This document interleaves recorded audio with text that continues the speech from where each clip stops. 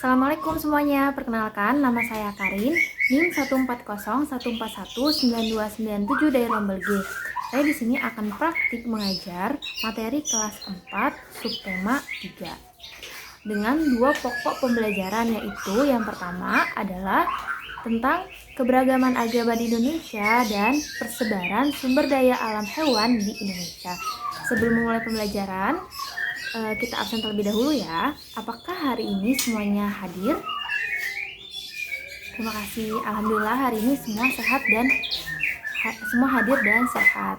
Selanjutnya, sebelum memulai kegiatan pembelajaran, kita akan doa terlebih dahulu ya. Doa akan dipimpin oleh ketua kelas. Terima kasih ketua kelas yang sudah memimpin doa. Langsung ke materi yang pertama ya, yaitu keberagaman agama di Indonesia. Sebelumnya ada yang udah tahu ada berapa agama di Indonesia?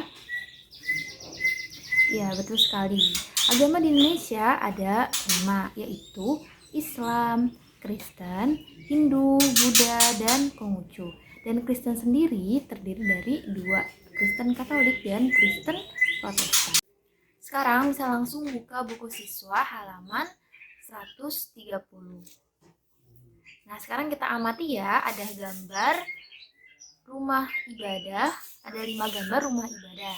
Kita mulai dari yang paling kiri. Yang paling kiri adalah rumah ibadah orang Islam, yaitu masjid. Masjid digunakan setiap hari dan setiap hari-hari besar seperti Idul Fitri. Jadi, umat beragama Islam, hari besarnya adalah Idul Fitri dan kitab sucinya adalah Al-Quran.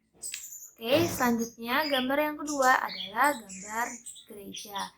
Gereja adalah rumah ibadah orang Kristen. Orang Kristen biasa ibadah setiap hari Minggu.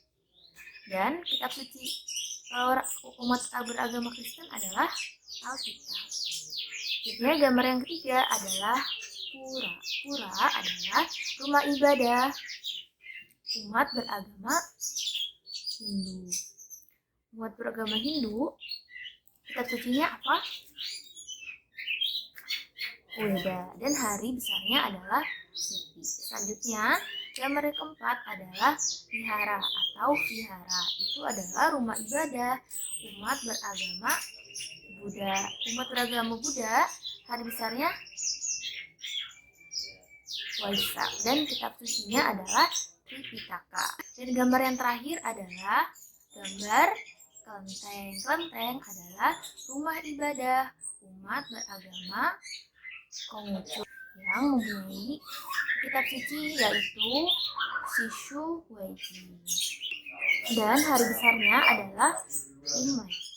Nah, sekarang kita akan diskusi kelompok ya. Satu kelompok terdiri dari 3 siswa. Jadi kalian bisa memilih 2 teman kalian untuk dijadikan kelompok bareng. Tugasnya yaitu satu kelompok akan mencari 2 tempat ibadah yang terkenal di Indonesia.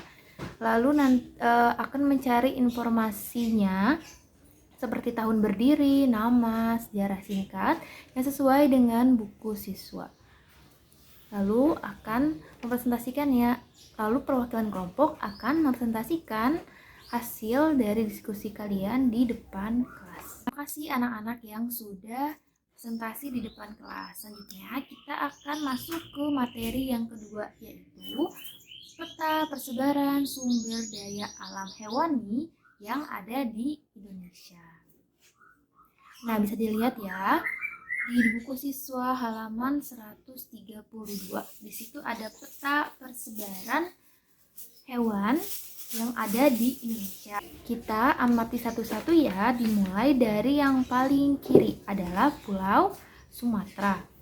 Di Pulau Sumatera ada hewan apa aja? Bisa dilihat ada harimau, merak, beruang, orangutan, gajah, tapir, badak, dan rusa. Lalu geser ke pulau selanjutnya yaitu Pulau Jawa. Di Pulau Jawa ada hewan apa aja? Badak, banteng, macan tutul, kancil, kerbau, merak, harimau, dan jalak Bali karena berdekatan dengan Pulau Bali. Lalu Selanjutnya ada lagi Nusa Tenggara. Di Nusa Tenggara identik dengan hewan komodo. Selain komodo, di sana juga ada kuda. Lalu kita naik ke Pulau Kalimantan. Di Pulau Kalimantan ada gajah, badak, beruang, orangutan, dan ikan arwana. Nah, geser ke Pulau Sulawesi ada beruang, kerbau, dan tapir. Di Pulau Maluku juga ada hewan burung kakatua dan burung kasuari. Dan yang terakhir di Irian Jaya ada burung cendrawasih, burung kasuari, dan kanguru. Nah, itu dia kekayaan alam dan kekayaan budaya yang ada di Indonesia. Kita ulas kembali ya. Dari yang pertama, kita mempelajari tentang keanekaragaman agama di Indonesia. Ada apa aja? Yang pertama ada Islam, rumah ibadahnya masjid, dan kitab sucinya Al-Quran. Yang kedua ada Kristen, rumah ibadahnya gereja, dan kitab sucinya Alkitab. Yang ketiga ada Hindu, rumah ibadahnya pura, dan kitab sucinya Weda. Yang keempat ada Buddha, rumah ibadahnya wihara, dan kitab sucinya Tripitaka. Dan yang terakhir ada Konghucu, yang rumah ibadahnya adalah kelenteng dan kitab sucinya Suci Wijing. Dan untuk materi yang kedua, kita juga sudah belajar mengenai peta persebaran sumber daya alam hewan di Indonesia, dimulai dari Pulau Sumatera sampai Pulau Irian Jaya. Dari materi yang kita pelajari hari ini, kita dapat ambil kesimpulan bahwa Indonesia memiliki keberagaman dalam hal kebudayaan dan keberagaman sumber daya alam. Jadi, kita harus senantiasa menjaga dan melestarikan kebudayaan dan kekayaan alam tersebut agar sampai generasi yang akan datang masih akan bisa terus merasakannya. Sekian pembelajaran hari ini, semoga bermanfaat. Terima kasih yang sudah mengikuti pembelajaran hari ini. Assalamualaikum warahmatullahi wabarakatuh.